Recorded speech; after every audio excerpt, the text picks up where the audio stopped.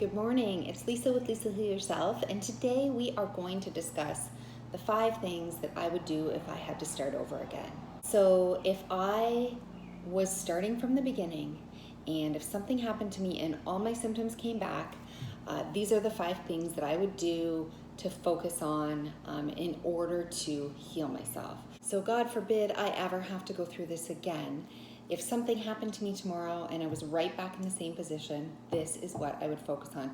Knowing everything that I've been through now and all the things that I've tried and all the things that have failed and all the things that have, made some progression and whatever. If I look at it as a whole now, because remember, I have some perspective, right? I have 8 years of healing under my belt, so I've got a lot of perspective.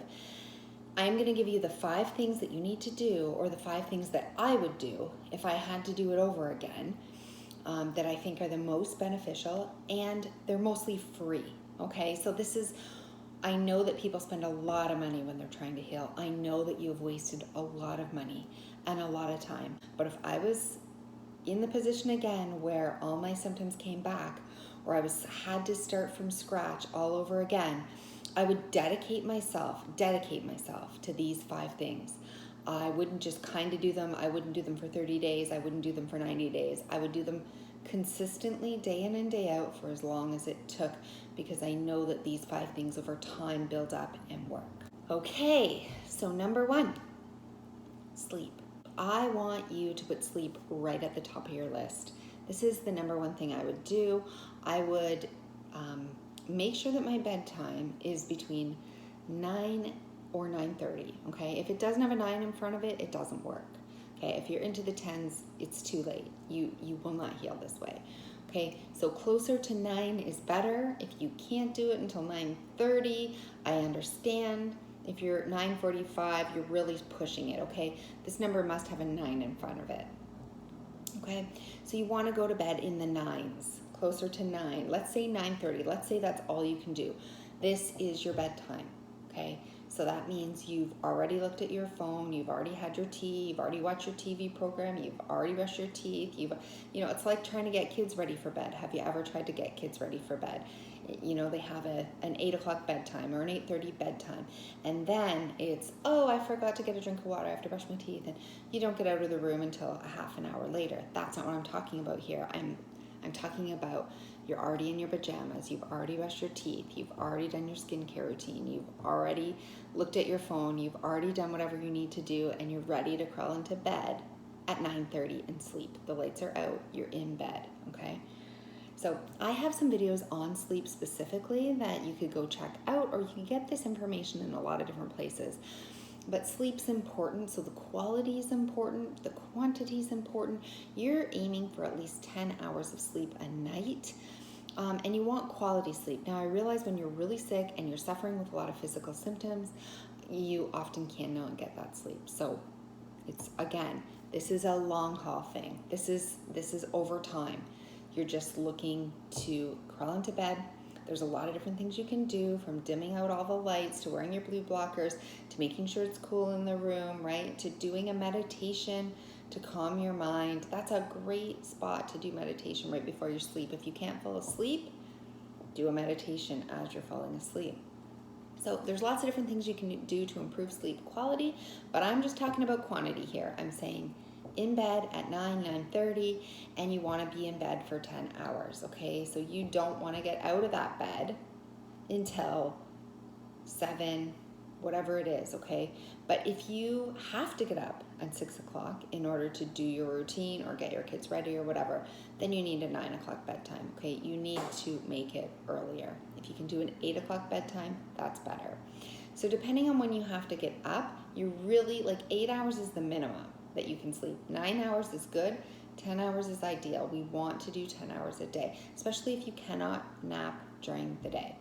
Okay, so put it on your list. That's one of the main things that I would do if I was sick again. I would commit to sleep. I would put it on my list. I wouldn't let anything get in the way. No excuses, no phones, no whatever. No, I haven't watched my TV show. I would get into the bed and I would sleep. Number 2, diet. Okay, so I haven't been talking a lot about diet lately, but I do have some videos on diet, many. You can go check those out. However, the fundamentals of diet are this important. I would put it number 2 on my list. I would make sure that I've got a diet that I can commit to over the long term, and I would focus on a few main factors, okay? So I'm not talking about trying this diet and then that diet and then this diet and then that diet. I've done that. I have followed all the diets, the elimination diets, the AIP diets, the keto diets, the carnivore diets, the raw vegan diets, the vegan diet. I've tried them all, okay? And what I'm here to tell you is you want to make sure that you're consistent and that you're really hitting some targets in a few main areas. So I would focus on animal products and produce, fruits and vegetables. So don't get caught up in the hype like, oh my gosh, my blood sugar and I can't have sugar, I can't have fruit. Okay, what we're aiming for in this long haul healing diet that you can do consistently, we're looking for animal products that are grass-fed and organic. We definitely want them to be grass-fed and grass-finished. You must look for a farm in your area. You have to. You cannot get this stuff at the grocery store. Look for a local farm within an hour's drive of you that is, you can go to the farm, you can meet the farmer, you can see the animals, you can see the conditions that they live in, you see the grass, you see what's happening, you see their environment. This is not a factory farm, and you must source this. So that's one of the first things I would do, is I would source a local farm that does grass-fed, grass-finished, like grass-fed, really high quality meat, local products in your area.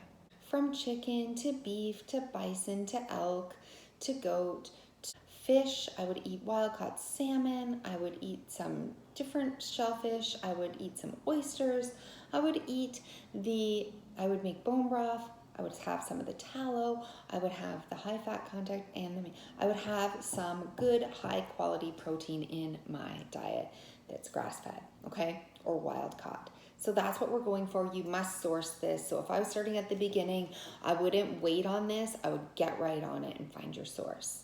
The next thing you want to focus on is greens and colors. So once you do your high quality animal products, you want to focus on greens and colors. So I wouldn't worry too much about your food intolerances. I wouldn't worry too much about high-low carb. I really wouldn't get into that, okay? What I would do is saying, am I eating greens? Am I eating enough greens, okay? These are your lettuces and your spinaches and all kale, all the different greens that you can come across, okay? Even romaine lettuce, just go through it. Buy organic, all the produce organic, just a base of greens as your lunch, a base of greens as your dinner. Then you want colorful vegetables. So you're going to be having all different colors of the rainbows, right? Are you eating colors? And so this can include vegetables and this can include fruit. So colorful, right? We think berries. We think, fruits and vegetables like that have high color, and different kinds of fruits, different kinds of vegetables that are in season, that are local, that are organic. You want to be eating this because this is where you're getting your vitamins, your minerals, your antioxidants, your polyphenols. This is where you're going. So anything other than those groups, I'm not saying you can't eat it, but that 95% of your diet should be what I said. It's basic, it's easy. You want to make sure that you have some high quality fats in there, like coconut, avocado. You can do some oils, so cold pressed oils, avocado oil, olive oil, coconut oil. And so you really do want a ratio of carbs, protein, and fats in your diet. And you want to ask yourself the three things, the three fundamentals of diets. Do I have enough protein and animal products and fats in my diet? Have I eaten enough greens? And have I had enough colors? Okay, that's it. This is pretty much what you want to have. So I'm not saying cancel all nuts and seeds, because these are good things. We can throw them in our smoothies. We can have them, grab a handful as a snack. But if we're relying on anything other, even if it's plant-based, even if it's good high quality meat, even if it's good whatever it is, it's not what you should be eating to heal over the long term. So you really want platefuls, handfuls. You can blend these, mix them, make soups, stews, smoothies. You really want to get a high amount of greens and a high amount of colorful fruits and vegetables, okay? That's really what we're going here for. and get lots of different things that way. You can spread it out, you can mix and match, you can have some sulfur vegetables, you can have some stone fruit. I mean, you can do it.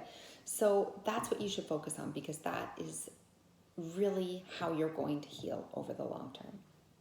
Number 3, calming the nervous system. You have to get out of fight or flight. And for those of you who have watched a lot of my videos, you know I really believe that a dysregulated nervous system is most of what you need to heal. When you're really ill, when you're really sick, when you're really suffering, you cannot do the inner work. You want to do the inner work, you want to do the trauma work. You can't focus on it because you're in survival mode. You're in suffering mode. You are just going from moment to moment to moment to moment. And maybe some of you are further along the path, and some of you are really down in the bottom, okay? But this works for everyone. We want to heal our nervous system and get out of fight or flight as much as we possibly can. So we need to learn how to breathe, right? To breathe deeply into our diaphragm.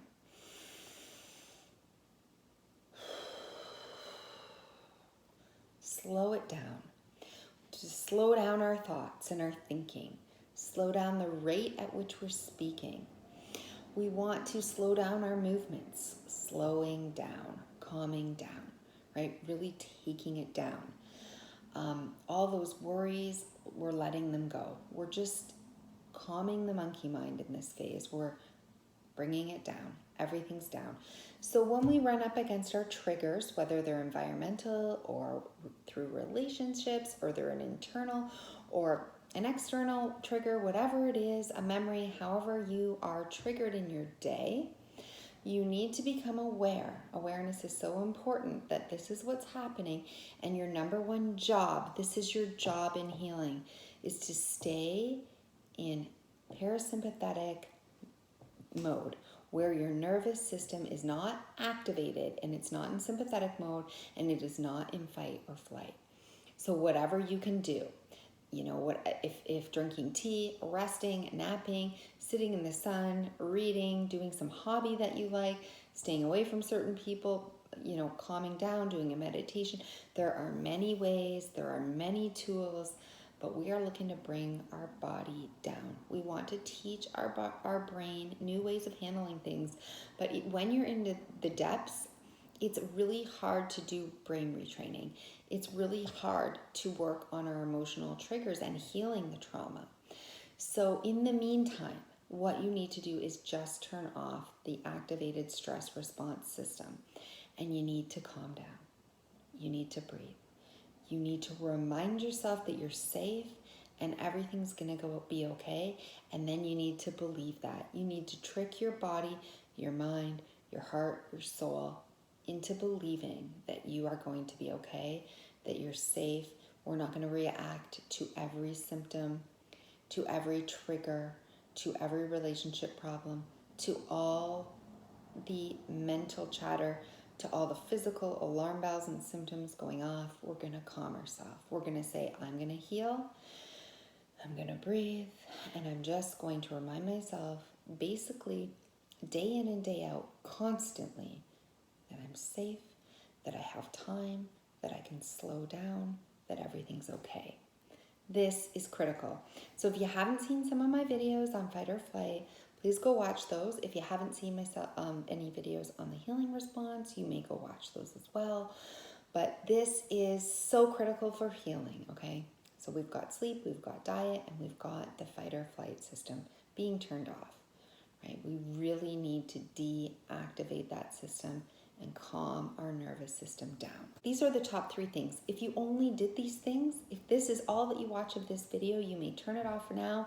You may go do those 3 things, and eventually, over time, you are going to heal, okay?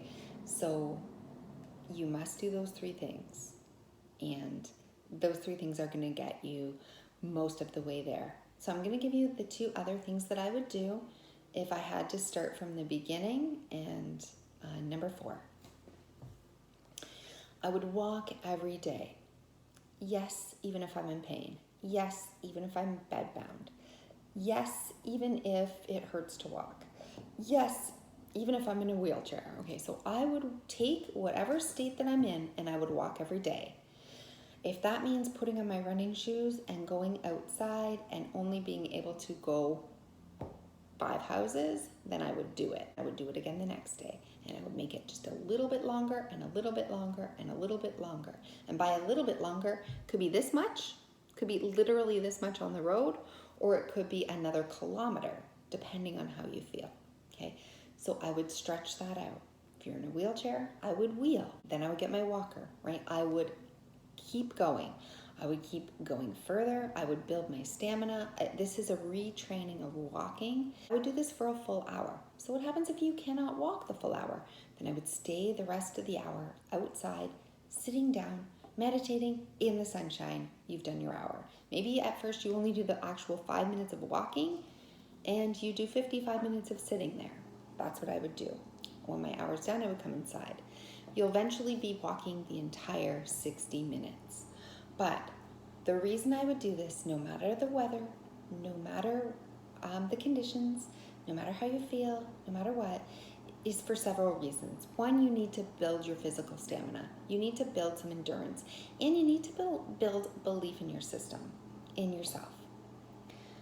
The other reason that I like walking so much is that it gets us outside, which is another key factor of healing. Getting sunlight on your skin, getting fresh air into your lungs. If you can get in nature somewhere, then you are getting in nature. You're grounded to the earth. All of these things are super healing. So it's not necessarily the act of walking, but it's being out in nature for that full hour, right? Soaking in the benefits of Mother Earth for that full hour. This also gives us time. You can meditate. You can listen to podcasts or books about healing, about trauma. Now, I'm not saying don't go listen to more on diet and don't go, I just gave you, right? You don't need to investigate. This isn't an investigative hour because this will turn on your fight or flight system, which is what you want to decompress. These are meditative podcasts that you're listening to, meditative books, deeper healing work, inner child work, right? Investigating that trauma that we have within. We're really going deeper with ourselves. We're listening to ourselves. We're looking around at nature. We're taking time to decompress, to calm down, to be in nature, to hear our own voice, to love ourselves, right? To listen to ourselves and to learn. So this is where you can learn. This is where you can use the books to, if you cannot shut off the negative thinking, the negative monkey mind, then you're going to listen to other stories of hope or really a motivational book, something that's inspirational and motivational. It keeps you going and it helps you learn and it helps you grow, it helps you evolve, and it helps you become a better version of who you are. These are the types of things I want you to listen to and work on in this hour. So you're going to do this whether there's a snowstorm, whether it's raining, whether you're not feeling well, whether you have symptoms, whether you're busy. This is what I would do if I had to start over. I didn't do it soon enough. I did it and it really helped in my journey, but I didn't do it soon enough. So I would definitely put that on the list of what I think is going to heal you over the long term the best, okay? And let's move on to the last one, number 5. I would write or I would talk into a video camera, much like I'm doing now. I would take a half an hour a day and I would just write my thoughts, write my feelings, write what I'm going through, write what I'm feeling. Focus on your feelings, your emotions. What are they telling you? What are you pushing down, suppressing, hiding from others, wearing that mask, pretending everything's okay when everything isn't? These are the things that you need to get out. And I would start every day by writing. I would write as dark as I needed to. I would write as much and as long as I needed to. I would cry. I would scream on the page. And then I would rip it up and get rid of it so no one ever sees it. I would express myself somehow. So if you need to talk to a therapist, if you have someone you can talk to, if you can write, if you can talk into a video camera, if you can However it is that you can express, I would express what's wrong, what you're feeling, what your emotions are, what you need, what you miss, what you love. I would express what needs to come out deep down, because healing trauma is going to be key to healing your illness, your chronic illness. But a lot of times, like I said, if I was starting over at the beginning, you don't have the room to do that. Sometimes all you have is the room to cry. Go into a room, lock yourself in the room, and cry for half an hour. Scream into a pillow. Complain or cry to a therapist. You sometimes don't know that you're healing trauma by expressing what's in you and getting it out, but this is the starting point to healing trauma. So we have to acknowledge what's in there. We can't push it down. We can't suppress it. We can't keep it held in. We can't wear masks. We can't pretend that we're okay when we're not. If we must pretend in front of certain people in our lives, or in front of our children, or in front of whoever, I get that. But if we keep it down and we don't express it out, if we don't let it out, it can't be heard. And if it can't be heard, it can't heal. So we need to start by expressing ourselves every day for at least a half an hour, probably longer if you're really sick. Getting it out. Practice getting it out. Saying whatever you need to. Knowing that you can destroy this, burn it, throw it out, get rid of it, that none of it even has to be true. But you need an outlet to vent, to cry, to scream, to get down to the deeper stuff. Right? The deeper stuff, the fears, the heartbreak, the grief, the loneliness, the desperation, the hopelessness, and the helplessness. We need to express this to ourselves on paper. However it is, write a book, whatever you can do to get this out of your body so it's not stored in there, it's not being held in there. That's what trauma is. It's a held stress and memory in your body. We need to get these things out. We need to start working at expressing every day.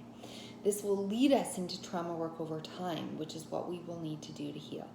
But we need to express every day. You cannot hold it in. Express your deeper feelings that you have inside. Do not turn away from yourself ever. Sit with yourself for as long as it takes. Because ultimately you need to work up to be able to love yourself, sit with yourself, never abandon yourself unconditionally. And over time, we build trust with ourselves by staying, by listening, to being there, and to loving unconditionally the wounded part of yourself that desperately needs to be loved and comforted and told that they're going to be okay and that you are going to be with them no matter what, forever.